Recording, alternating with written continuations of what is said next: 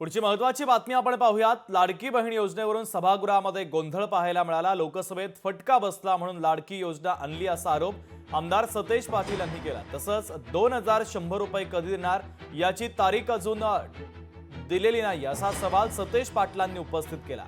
दरम्यान आमदार सतेज पाटील यांच्या प्रश्नांना मंत्री आदिती तटकरे यांनी उत्तर देताना माहिती दिली आहे। लाडकी बहीण योजना ही सगळ्यात महत्त्वाकांक्षी योजना असून 2.5 कोटी महिलांना फेब्रुवारी आणि मार्चचा हप्ता मिळणार असल्याची माहिती तटकरे यांनी दिलेली आहे।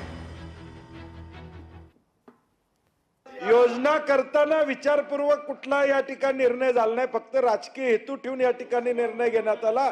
लोकसभेत जो फटका बसला, अशीच जे लोकसभेत जो फटका बसला त्याचा उतारा म्हणून योजना काढली, बहिणींच्यावर प्रेम म्हणून योजना काढली नव्हती, हे सिद्ध झालेलं आहे। 2100 रुपयाची तारीख या ठिकाणी सभापती महोदय सांगितली जात नाही। आमचा स्पेसिफिक मुद्दा आहे, ज्यांना तुम्ही अपात्र केलं, जिल्हाधिकाऱ्यांच्या कमिटीनं हे पात्र केलेले हे सगळे आहेत, त्यांना परत पात्र या ठिकाणी करणार आहात का?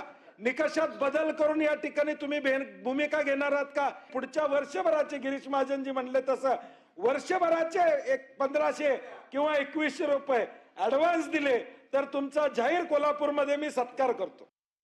कधीही शासनाने किंवा कुठलेही मुख्यमंत्री असतील, दोन्ही उपमुख्यमंत्री असतील, मंत्रिमंडळातील विभागाची मंत्री म्हणून मी असेल किंवा मंत्रिमंडळातील इतर मंत्री असतील, कुणीही त्यांच्याकडून परत पैसे घेण्याच्या संदर्भातला आजपर्यंत एकदा सुद्धा किंवा फौजदारी गुन्हे किंवा त्यांच्याकडून परत आपण खात्यातनं पैसे या ठिकाणी निवडणुकीनंतर घेणार अशा पद्धतीची कुठलीही स्टेटमेंट आजपर्यंत आलेली त्या ठिकाणी नाहीये। निवडणुका झाल्यानंतर डिसेंबर महिन्यामध्ये 2,45,00,000 महिलांना आपण लाभ वितरित केला, म्हणजे आपण कुठेही संख्या ही त्या ठिकाणी कमी केलेली नाही।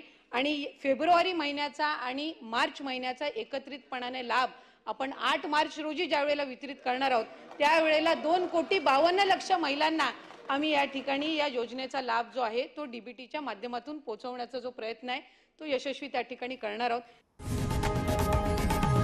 लोकशाही मराठी ऐका, पहा, जागरूक रहा।